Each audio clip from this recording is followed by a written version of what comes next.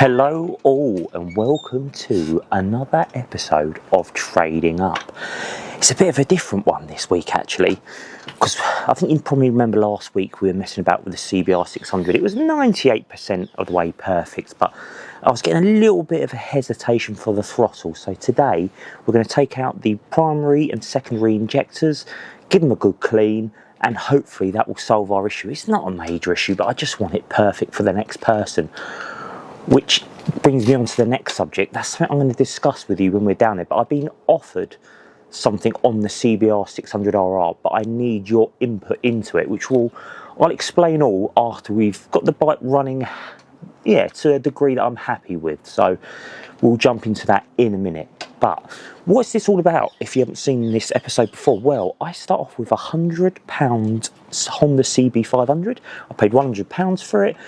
And I'm going to trade my way up to a brand new £10,000 motorcycle. So at this point, we sold the CB, we made a bit of money, we ended up buying a CX500 and a CBR600RR. We sold the CX500, we made some money, and it's now the CBR600RR that is left. So yes, is there money to be made on that? Well, we're going to find out today, but I need your input with that, guys. But we'll get into that. Also today, I'm going to reveal the quick flip we have bought from the profit from the CX500. So stay tuned for that. Towards the end of the video, I'm going to reveal a quick flip bike that I paid £900 for. And that includes the £100 delivery. So it's 800 quid plus a £100 delivery. So we're £900 in the hole with that at the moment. But at the end of this video, we're going to tally up everything I've spent, including something to do with the CBR600RR. But again, coming back to it, I need your help with that. So yeah, tune in to the end of the video to see how much money we have made. And also, I have got a blinding video for next week. A really interesting video. It's a motorcycle I purchased. Calling it a motorcycle is probably pushing it a little bit, which may give you a little bit of a hint. But it's going to be one of the largest profits I've ever made out of a motorcycle. It's not currently running at the moment, but you're going to find out about that next week. So like and subscribe. That's nothing to do with trading up. That's just something I'm going to tinker with. I may do another series with, but I need you to tell me if you like it or not. Because I've got a feeling quite a few of you probably won't. It's not a bit of me, I'll be honest. But I'm going to see if I can be converted. But yes, so that is something for next week. Nothing to do with trading up, but like and subscribe if you want to see that, guys. So yes, if you want to see what sort of numbers we've been making so far, tune in. Anyway, now we are doing trading up. That means we are in the business frame of mind, which means we need to commute to work, which means we need to take hardly drivable, doesn't it? It's a long commute, but someone's got to do it.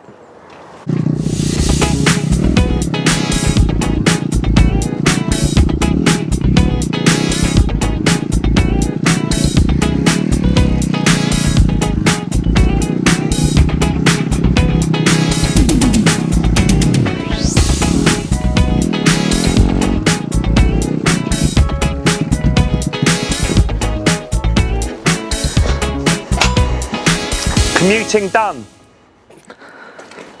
Right, as you all probably remember last week, I was saying that the bike was a little bit rubbish on the throttle. There's a little bit of a delay. Well, I think we all sort of thought it could be the injectors, so we pulled the injectors out to give them a clean. They are currently in the ultrasonic cleaner being cleaned, so we're going to put it all back together and see if we get that crisp throttle action, which we really need with a bike like this, so fingers crossed. Right, hopefully we've got some clean injectors. Oh, here they are. Oh, they do look better. Right, so at the bottom here we've got the primary injectors, which have all been cleaned, put back together in the bike. And then we've got the secondary injectors that need to go on, but all the air boxes off. As you can see, it's been an absolute nightmare to do. And there's still loads more work, all because the throttle wasn't exactly 100%, but if it's not right, it isn't right. Right, all the injectors back in, airbox all back together. So now let's put the tank on and give it another whirl, and hopefully the bike will run a little bit better, because before the throttle just wasn't right, and I'm hoping it's going to be really sharp and crisp with those really clean injectors, but who knows. Okie doke, she's all back together. Fuel tank on, we have power. Let's see if it runs any better, shall we? Nice fuel pump sound, we like that. She's quite low on fuel.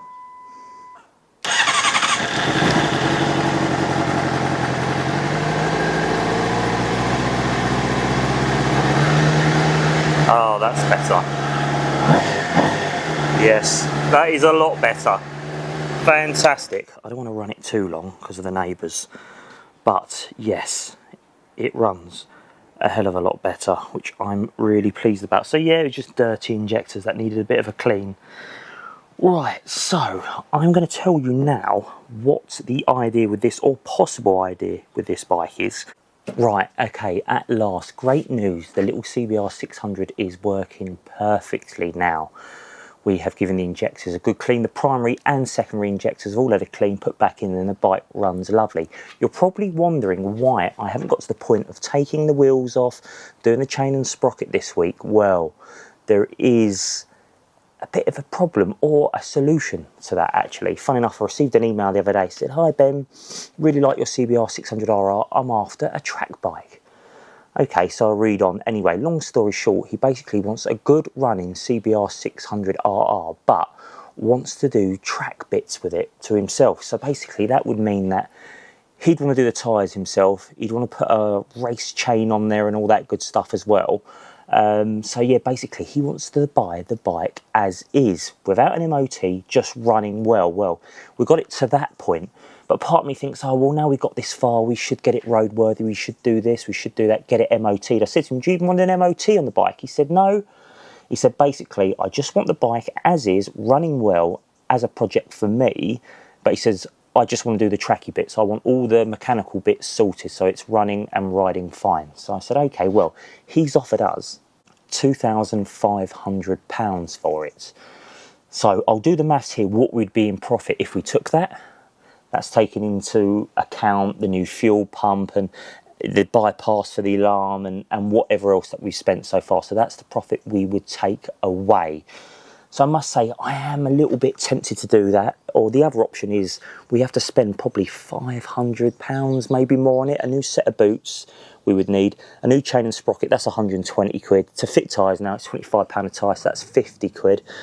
And yeah, the tyres themselves are now probably, yeah, a couple of hundred, 250 probably for the tyres, maybe a little bit more. So yeah, we're well into it. Then obviously the MOT as well, not to mention the actual ag. So yeah, basically for us to beat that offer he was offering, we'd have to get over £3,000 for the bike. So I'm going to leave it to you guys to decide what we do. So let me know in the comments, should we carry on, get it to road spec, or should we kick it out the door and get another bike in? I mean, if this is just purely business, it's see you later. This is not what this is about. People have asked me before in the comments, oh, why don't you just buy it and sell it? That bike's going to be, you know, so much of a pain to do. Well, the whole point of this is content. Yes, 99.9% of the time I would just kick the bike out the door and get another one until I find something I'm interested in, then I'll spend a bit of time on that I'll use for me. So yes, that's not the point of doing this trading up series. It's to show you what we can do, but we've done all the difficult work anyway. The only thing we'd have to do now is change the tyres, chain and sprocket, job done. Obviously I'll put all the fairings back on and back to standard, but yeah, he basically wants it just as is for £2,500.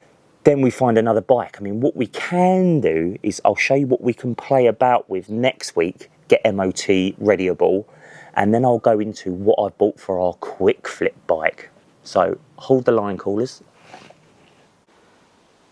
So you probably saw at the start of the week I bought 4 bikes for £600. This bike, when I did the maths in it, owes us about 120 quid maximum. I think it's more like 100 quid at the deal I did, so, but we'll say 120 anyway. And what basically this bike needs, well, I got it running pretty quickly actually, but the starter motor wasn't engaging. So I thought, oh, maybe it's a dodgy starter motor. Took the starter motor off. The bike came with another one actually. So I refitted, but it's not, it's the starter clutch. That is an issue on this bike. So we could next week change the starter clutch on this. And as you can see, the front forks on this as well are very heavily pitted, but they are shockingly cheap new. So we could change the front forks on this as well and get this bike ready for someone, you know, someone who's just passed their test or looking to pass their test. I mean, it's an ideal for someone who's just got their CBT. I mean, I was going to do nothing with this bike, But the more I look at it, the more I think, you know what, I would like to spend a bit of time and maybe do something with it. But what are your thoughts? Do we carry on with the CBR600RR or take that profit I was talking about? You see the profit again here. And then, you know, we're not going to make huge sums out of this. I think we could probably make 500-600 quid for a quick flip, but we'll have to get it MOT. But the whole point about this bike was to save it more than anything, because yeah, I've got a feeling that somebody might use it for parts, or yeah, I just think maybe it could do with a bit of love, because it is in quite a good shape. As you can see, low miles, 13,000 miles. So yeah, a low mileage bike, but it needs a front tyre as well. That tyre's no good to man nor beast. We need to clean up all the wheels. The rear tyre, surprisingly, is actually fine, and a few years old, but not too late to worry about. I think it's 5 years old, 4 or 5 years old. But yeah, the front has got a little bit of cracking in there, and as you can see, those, yeah, the forks. I'm just going to change the whole lot, take the whole lot out, is what I would do. Give the brake system a good clean, and yeah, and get an MOT and get someone new on the road. So let me know in the thoughts, guys. Carry on with CBR, or do the CG125 next week. I know which way I'm leaning, to be honest. I mean, I've enjoyed the CBR, but yeah, it just makes financial sense to say see you later. But there you go. Anyway, let's get on to our quick flip bike of the week you've all been waiting for. I've been teasing since this week. Let's have a look. Right, so here it is, £900 with delivery for this motorcycle. I'm going to put you all out of your misery and just reveal the cover, but I'm going to tell you before I do that, this is one of my most favourite motorcycles ever. And yes, part of me did think I'm just going to stash this in the garage and I'm going to do it as a bit of a winter project, but I've got so much going on, I just literally do not have the time. So anyway, let's get on with it. It is a RVF 400. Yes, I did pay £800 plus another £100 for delivery, but it's not all good. No, no, no, sir. Let me just get this out of the way. From first eye, you probably think, oh, that's a good looking bike, isn't it? Well, it is a good looking bike, but it has one major issue, and that one major issue happens to be the engine. Yes, we have engine issues with this bike. The previous owner seems to think it stemmed from the fuel tap, having a direct bypass fuel tap, which just basically flooded the engine and basically knackered the internals. Could it have been that? Very possible. I have read into it since, and that is a thing where they do a kit where it does a bypass for the fuel tap. And yes, apparently if you don't turn it off after using, trying to start it, floods it, and yeah, you can then bend a con rod. Apparently that's how he reckons it was done. I've not looked into it, but we'll just take his word for that. So yes, basically at the moment, this bike has a knackered engine. So there's nothing we can do with it. But the plus point about this motorcycle is it came with a spare engine. He bought another RVF 400 engine, I think 3 or 4 years ago, in good condition. So he's told. We all know what it's like with a used engine, right? But I've tried to bump this backwards and forwards. It feels totally seized. I've done no more than that. I won't even be cleaning it. It will be sold exactly as is. I've got all the parts to put it back together, and obviously the full complete engine as well. So this bike has covered miles, 30,000 miles. A lot of those would have probably been in kilometres. So yes, but it's got some nice bits on it actually. It's got an Öhlins rear shock. It's got a Tiger exhaust, and it's got the Tiger rear hangers as well. This is a good few, good few quid. And if you know anything about RVFs, you'll know parts on these are very expensive. The upside down forks alone go used for around about £800 to £1,000. The rear wheel goes to crazy money, £400, £500, £600 in some cases for a rear wheel. Crazy money, absolutely crazy. These tanks are big money as well, but we won't be breaking it. That's not what I do. I'm not into breaking bikes. That's not my thing. I like to preserve them. But anyway, let me give you a whiz around her. Here we are, a close-up of the RVF. Those brakes look fantastic, actually. Braided hoses as well. But yeah, those calipers looking fantastic, Nick. So do the discs. So do the wheels. Even the tyres looking great, Nick, but they're going to be a few years old because this bike has been stored for a while. I think those fork seals would need doing by the looks of it.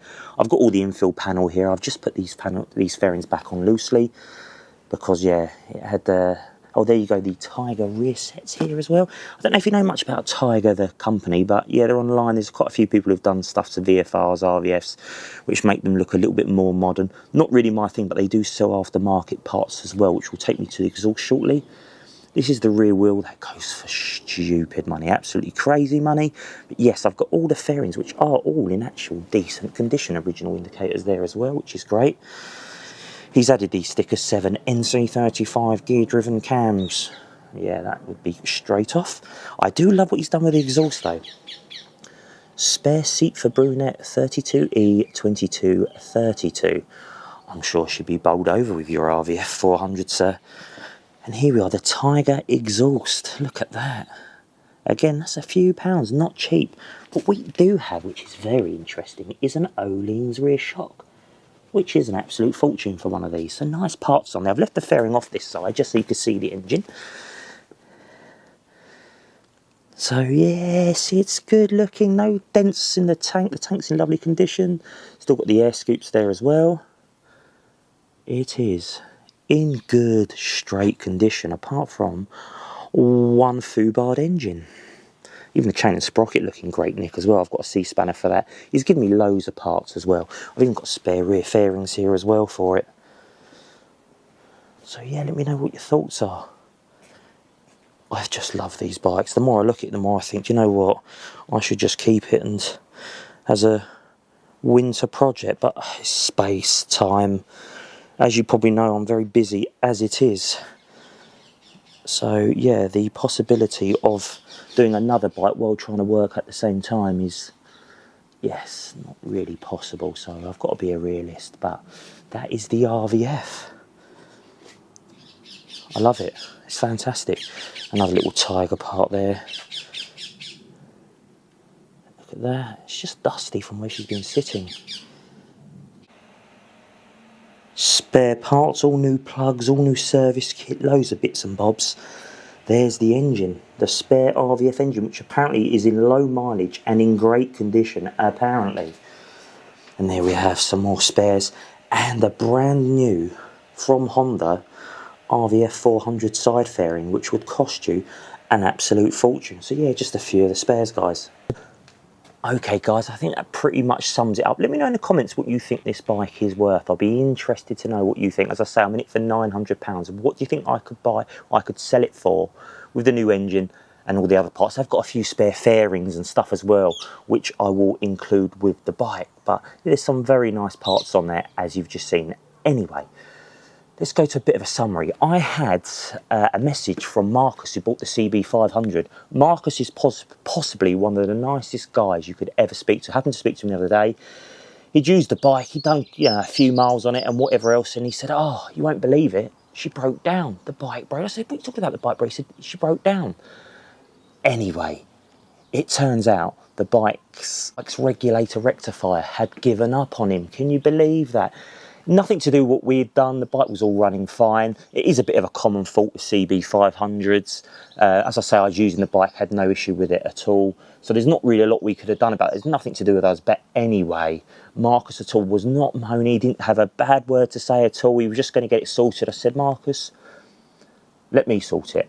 So I bought him a brand new motor battery and a brand new regulator rectifier, but a very good one that had sold many and had great reviews. So we're going to have to take another £100 off of our profit margin when we go into our profit now. But it's never a good deal, guys, until both people are happy. Marcus wasn't expecting me to do that. He didn't want me to do that. He didn't ask for me to do that.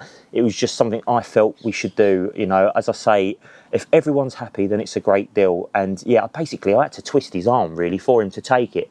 But he's fitted it all fine, and he's got a really good quality battery in there now, which is great. The battery on it before is fine. He's got a spare now, but he's got a lovely brand new Motorbat yellow one in there.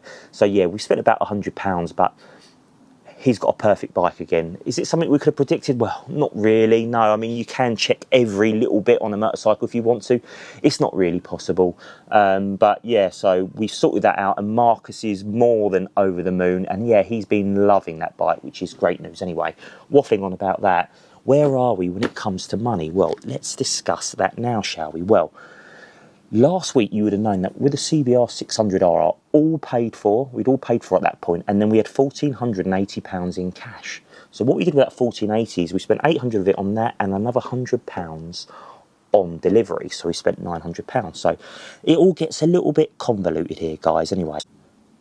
So basically we've got, after spending that money on this, we had £580 left, and an RVF 400 and a CBR 600. If we accept that deal of £2,500, remember we'd already paid, you know, the 1762 I mentioned in the thing was the profit on that bike alone, but we'd already taken into account last week the 495, so we can add that 495 back into the kitty. So basically we would now have £2,837 in the kitty and an RVF 400.